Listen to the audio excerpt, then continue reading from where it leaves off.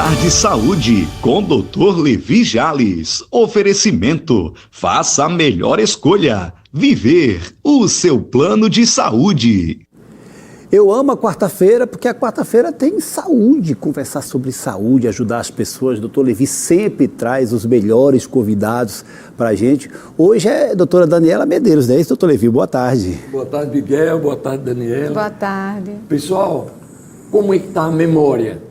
Hoje vamos falar sobre Alzheimer e a doutora Daniela vai apresentar aqui como fazer para prevenir o Alzheimer, quais são as dúvidas sobre essa redução da memória que muita gente, não é, tem e que precisa ser bem fortalecido do ponto de vista científico. E aí, Daniela, o que você diz para o público em geral sobre o Alzheimer? Boa tarde, telespectadores. O Alzheimer é uma doença que tem crescido, né, assustadoramente. Hoje ocupa, segundo a Organização Mundial de Saúde, 55%, 55 milhões de pessoas no mundo inteiro. Então, assim, é uma crescente, né? E faz-se necessário, e é muito importante, que a gente aprenda a prevenir, né? O que é que a gente pode fazer para prevenir essa doença que assusta a todos nós. Né? Doutora Daniela, é prevenção e cura. A gente precisa dividir, assim, durante muito tempo eu sempre ouvi, a senhora pode me ajudar muito aqui, a questão de Alzheimer não tem cura. Só que nós estamos num processo muito grande, da medicina avançando muito. E que situação que a gente está? Existe cura para o Alzheimer ou eu hoje só posso fazer isso, prevenir? A doença, ela não tem cura, né? Ainda. Ela não tem cura. Exatamente. Esperamos que essa cura venha, né, o mais breve possível.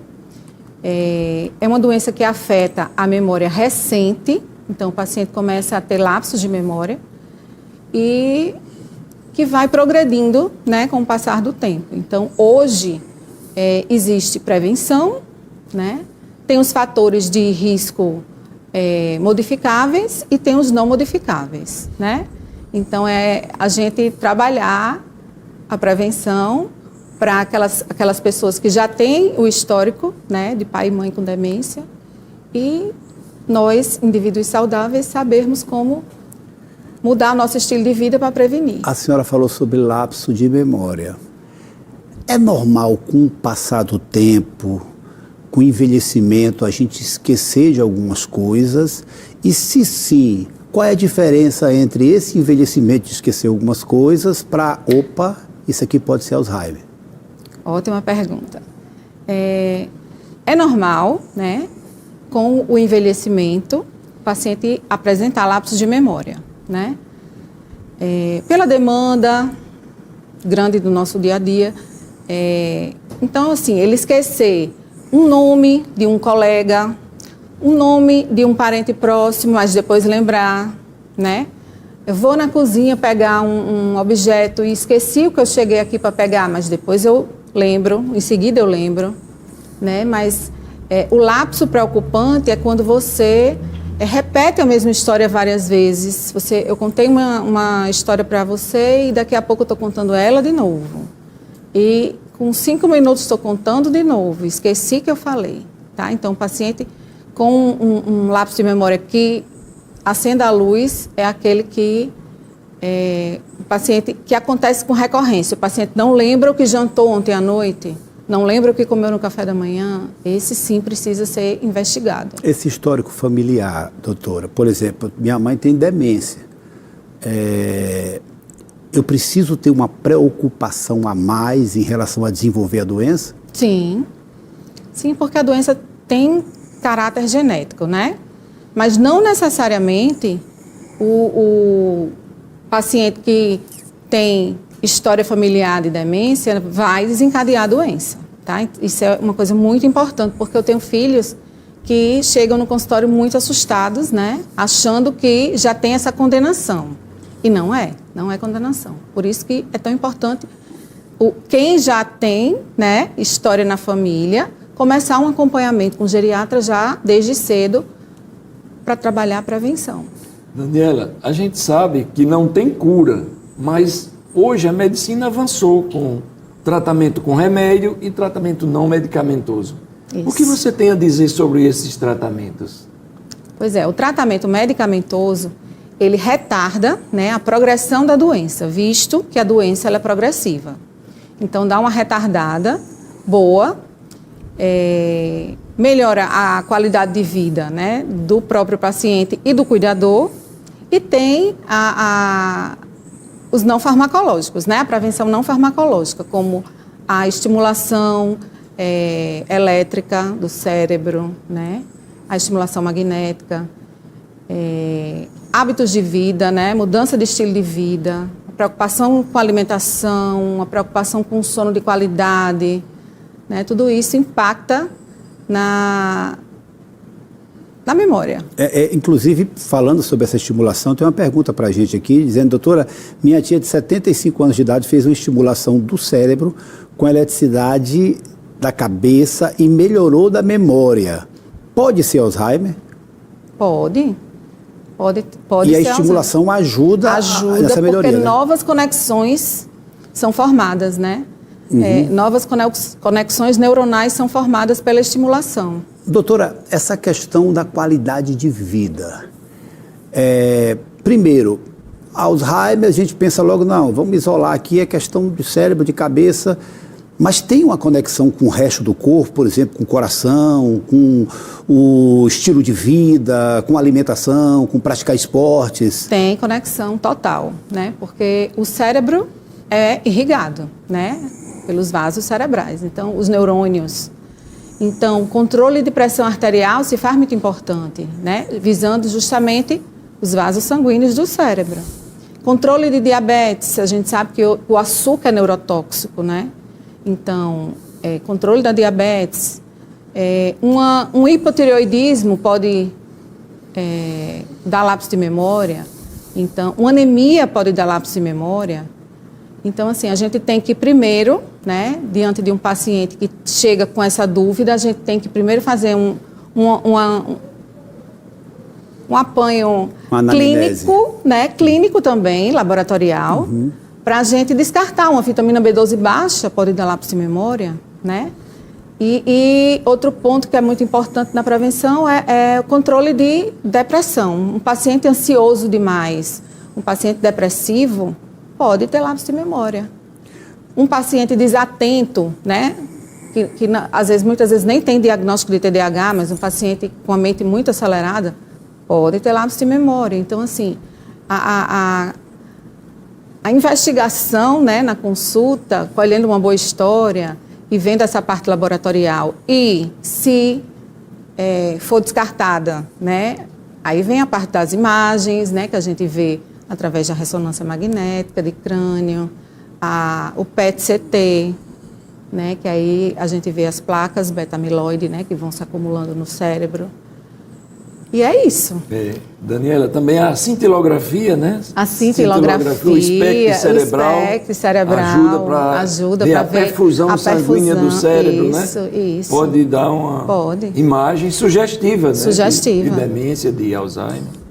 E para quem não tem nenhuma característica, por exemplo, a pessoa não tem nenhum sintoma de ter Alzheimer, mas eu acabei de ver a doutora Daniela falando que quem tem histórico familiar deve ter um cuidado maior. Existe algum exame que possa prevenir, que possa antecipadamente identificar precocemente se a pessoa tem predisposição para Alzheimer ou não? Existe. Tem um exame no sangue, né, que se chama o Precivite, que o laboratório Fleury faz, é o único que faz aqui em Natal. E ele vê a prevalência, ele vê a probabilidade, mas não significa também que o paciente vai ter, tá? Mas ele dá um indício, ele acende uma luz. Hoje, para as pessoas de 30, 40, 50 anos de idade, a senhora já indica ter determinados cuidados, principalmente na qualidade de vida, para que não tenha problema com Alzheimer na frente? Sim, claro. A gente tem sempre que pensar, né, numa boa nutrição, no que a gente coloca para dentro do nosso corpo, né, porque a gente precisa nutrir os neurônios do nosso cérebro. A gente tem que ter o controle da hipertensão, da diabetes, da dislipidemia, né, que a gente sabe que as placas que se formam nos vasos vão atrapalhar esse fluxo e essa nutrição dos neurônios, então é muito importante controlar a aterosclerose. Atividade física, importantíssimo, né? Suplementação hoje em dia a gente faz bastante. E sono, investir em sono. Sono é muito importante para justamente eliminar essas toxinas que são acumuladas e a gente só elimina quando a gente dorme bem. Está chegando aqui uma outra pergunta. A pessoa está perguntando qual é a diferença entre demência e Alzheimer. Ótima pergunta, é muita dúvida realmente. O Alzheimer é um tipo de demência. Existem várias demências, né? Mas o Alzheimer ela é a mais prevalente. Hoje ela corresponde a 70% de todas as demências. Mas existe a vascular, a demência de corpos de Levy, a demência frontotemporal. Então, através também da história clínica é que a gente vai inferir, né? Doutora... Qual o tipo de demência que aquele paciente tem. E outro ponto que é bom também saber é que quanto mais cedo a demência é diagnosticada, quanto mais o paciente é jovem, mais rápido ela evolui. Apesar dos remédios, das medicações e da melhora do estilo de vida. Se eu disser hoje, eu, jornalista, leigo, que o Alzheimer ele se manifesta muito antes do primeiro esquecimento, eu estou falando alguma coisa que destoa fora da realidade? Não, de forma nenhuma. O Alzheimer realmente ele pode acontecer, né, há 20 anos antes daquele primeiro episódio de desorientação espacial, né, de perda de habilidades, justamente por causa desse estilo de vida, né, preguiçoso que a gente leva, né? A gente, depois do celular, a gente ficou muito acomodado, né? A nossa mente ficou muito acomodada, muito preguiçosa, né? E aí, por isso que é importante fazer atividades de estimulação cognitiva, né? Manter círculo social, amizades, tratar a perda auditiva também, porque o paciente que não ouve bem, ele não interage com seus familiares, né? Então, muda totalmente a relação e a interação dele, de novo, no seio familiar. Então, pontos importantes que a gente está conversando hoje. Quem tem histórico familiar com Alzheimer tem uma maior predisposição para tê-lo e nem sempre quer dizer que vai ter porque tem uma pessoa na família. Isso. E ao contrário também, a pessoa pode não ter ninguém na família com Alzheimer, mas pode desenvolver a doença, não é isso? Pode desenvolver, a depender de tudo isso que eu falei, do estilo de vida que a pessoa tem, da alimentação que a pessoa tem, da própria falta de acompanhamento médico, né? É muito importante. Eu tenho pacientes que descobrem uma hipertensão severa, não ia ao médico há 4 anos. Então, assim, o check-up é muito importante, independente da idade. Principalmente porque o Alzheimer, ele já dá, né? Você já pode ser um candidato 20 anos antes desses lapsos de memória começar a acontecer. Então, tudo depende muito de cada um de nós, né, pessoal? Tudo depende de cada um de nós. A gente está falando de qualidade de vida, a gente está falando de isolamento, de estresse, nós estamos falando de exercício de memória, socialização, nós estamos falando em você estar se movimentando, enfim, depende muito do estilo de vida que a pessoa escolhe para ter, não é isso, doutora? Escolhe para ter, exatamente. Perfeito. Oi, doutor. Eu sempre digo também que evitar preocupação excessiva, né? Porque a gente observa nos pacientes que têm muita ansiedade, depressão, tem preocupação excessiva. Então tem que reduzir esse estilo de preocupação excessiva. Maravilha. Então deixa eu agradecer a doutora Daniela aqui, doutora.